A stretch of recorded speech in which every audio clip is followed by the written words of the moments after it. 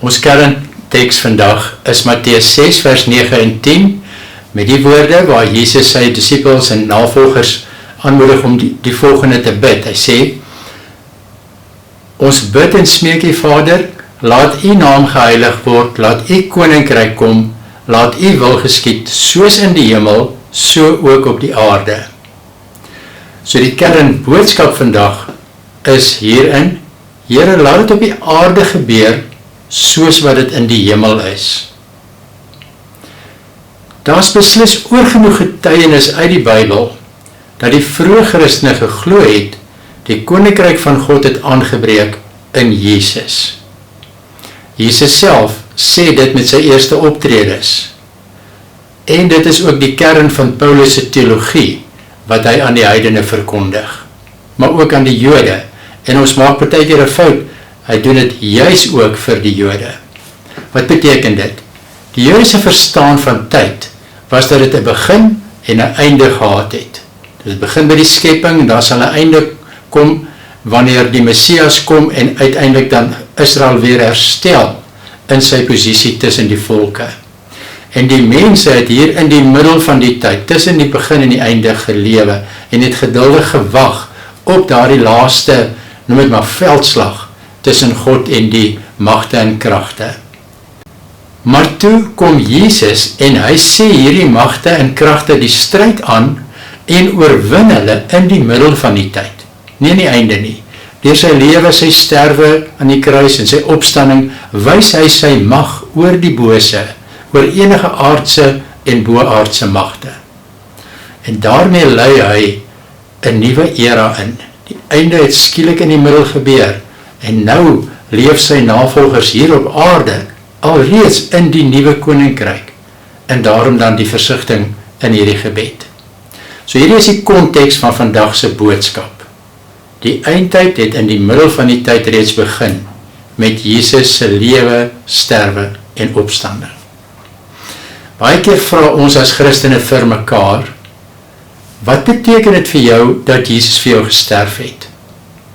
En meestal is die antwoord, hy het vir my sondes betaal aan die kruis en nou gaan ek hemel toe.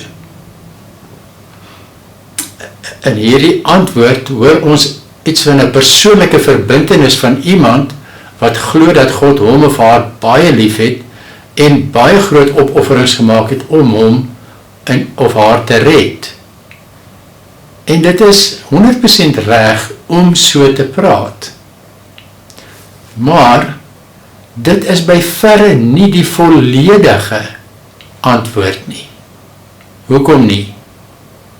Hoor ons in daardie antwoord enigstens iets van die stryd tussen God en die bose magte en kragte waarna Paulus so baie verwys? Hoor ons dat Jesus daarmee sy koningskap en sy heerskappy oor alles en almal kom bevestig en dat hy daarmee sy totale domein, die skepping, kom terugeis? Nee, nie naastenby nie. So, 'n waarskuwing. Moenie die Bybel net vanuit 'n persoonlike verhouding met God lees nie. Verstaan dat God die hele wêreld, mens en natuur, kom red het, en nie net vir jou en vir my individueel nie. Hoekom is dit 'n probleem waarteen ek nou voel ek moet waarsku?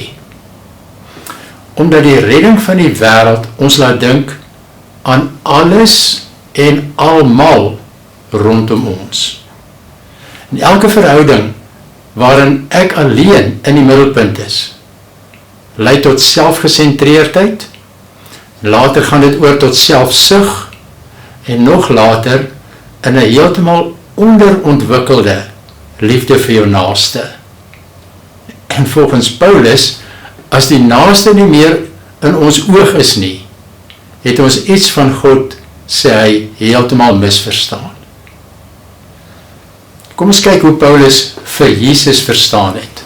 So ek gaan nou uit 'n tweede teks lees, Galasiërs 4 vers 1 tot 9. Hiermee bedoel ek, solank as die erfgenaam nog minderjarig is, verskil hy niks van 'n slaaf nie, alhoewel hy die eienaar van alles is. maar hy staan onder die beheer van voogde en bestuurders tot die tyd aanbreek wat deur sy Vader bepaal is. Net so is dit ook in ons geval.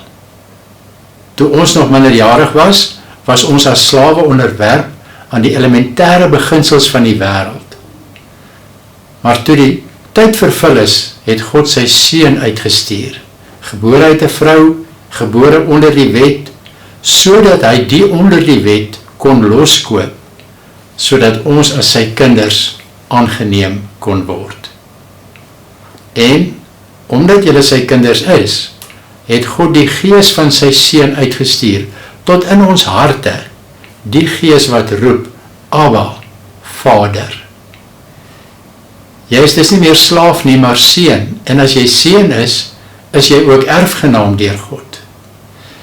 Maar vroeër, toe julle God nog nie geken het nie, was julle verslaaf aan gode wat in werklikheid nie bestaan nie.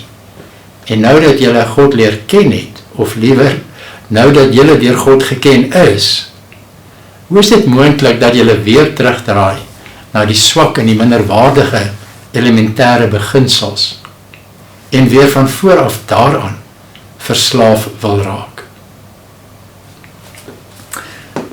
In hierdie sinne hoor ons eintlik die opsomming van die goeie nuus wat Paulus aan die Galasiërs bring.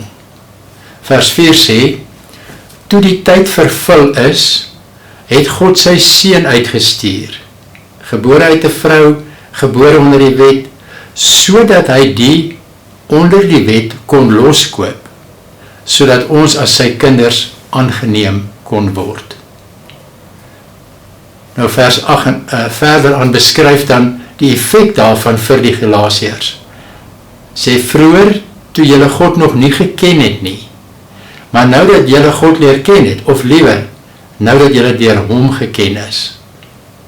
Sê nou is ons in 'n nuwe verhouding. Volgens Galasiërs 4:1-9 is die boodskap van die Paulus evangelie die volgende. Die ware God het sy seun gestuur ter vervulling van die profeseë van die Ou Testament, om sy volk te verlos van hulle slawerny aan valse gode. Dit noem hy die elemente van die wêreld. Hy stuur nou sy eie gees om sy volk werklik te maak wat hulle voorheen slegs in teorie en hoop en verwagting was, nou sy eie kinders erfgename van sy wêreld kan wees. En toegerus met hierdie goeie nuus, ken die Christene in Galasië nou die ware God, en hulle word deur hom geken. Dit wil sê, hulle het die groot seën ontvang, wat deur Jesaja beloof was. Die een ware God het homself kom openbaar, deur hulle te red, en die afgode van die nasies daardeur te verdryf. Hierdie boodskap van goeie nuus, met die kruis van Jesus in die middel daarvan, in die hart daarvan, konfronteer die magte van die valse gode beslissend. Die God wat nou geopenbaar word in die stuur van sy seun in die gees, is die God langs wie die verslaane owerhede en magte in die niet verdwyn. Die goeie nuus is vir Paulus in sy kern, en hoor mooi, eintlik 'n aankondiging oor die ware God teenoor die valse gode. Dis wat in Christus gebeur het. Dis nie eerstens, hy het vir my sondes gesterf nie. Dit is, hy het die magte en kragte aan hom kom onderwerp. Hy het sy finale veldslag soort van kom hou. En daar is 'n groot verskil. Hoewel dit die eerste stelling impliseer, sê dit regtig baie meer as dit ook. So hierdie aankondiging was, en Paulus het verwag dat dit so sou wees, baie kontroversieel. En dit verklaar ook die oproer wat daar in Efese was, waarvan ons in Handelinge 19 lees. In ander woorde, as Paulus se boodskap waar is wat hy vir die mense vertel, dan is al die makers van afgode bitter ontsteld. En dan staan hulle gereed om hom as 'n bedreiging te beskou en hom uit die pad uit te kry. Wat is ons gevolgtrekking oor Paulus se evangelie? Dit is veel meer as net 'n beskrywing oor hoe 'n mens gered word. Dis veel meer as dit.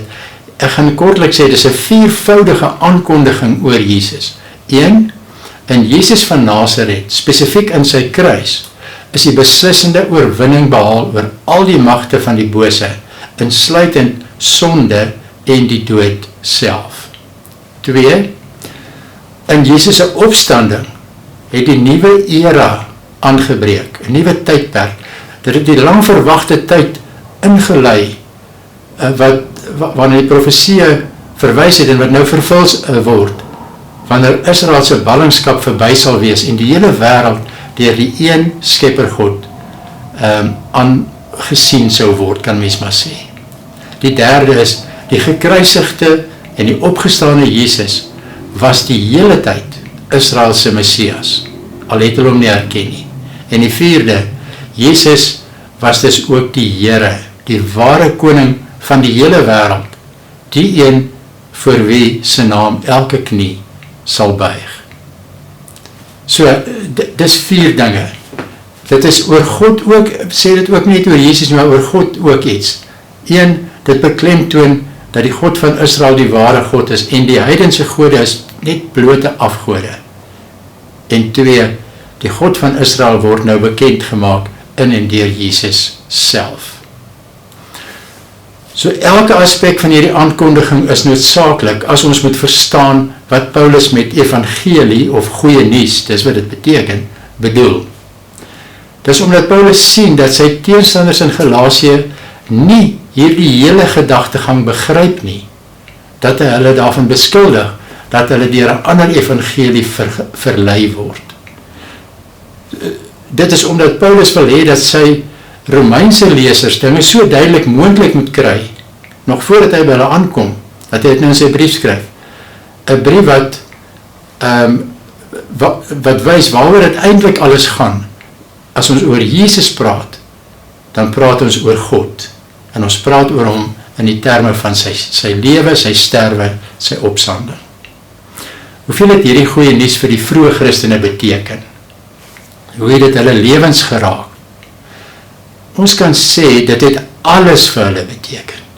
Dit het hulle hele lewensuitkyk en lewenspraktyke verander. Ons kyk net na enkele voorbeelde. Eerste een is, Paasfees was vir hulle 'n sleutelgebeurtenis. Omdat vir hulle letterlik God se koninkryk op aarde gekom het soos dit in die hemel is. Toe Jesus hier was, het God se koninkryk begin en hulle het nou besef, die Here is nou hier.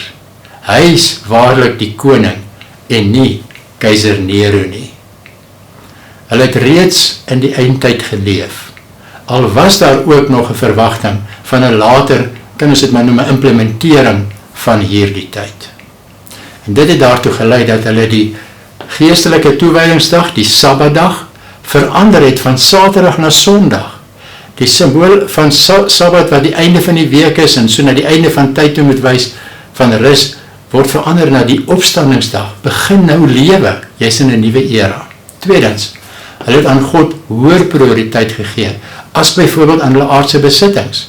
Hulle was bereid om ander mense se lewens te respekteer, selfs hulle eie lewens in gevaar te stel, ter wille van die voorspoed van ander mense. Daarom het hulle goed verkoop en gedeel met mekaar. Hulle was nie verknog aan die aarde nie. Waar laat dit vir jou en vir my? Ek wil jou vraag gaan dink oor hierdie vraag. Wat doen ek en jy om ons lewens aan te pas, sodat ons kan inpas in die koninkryk van God?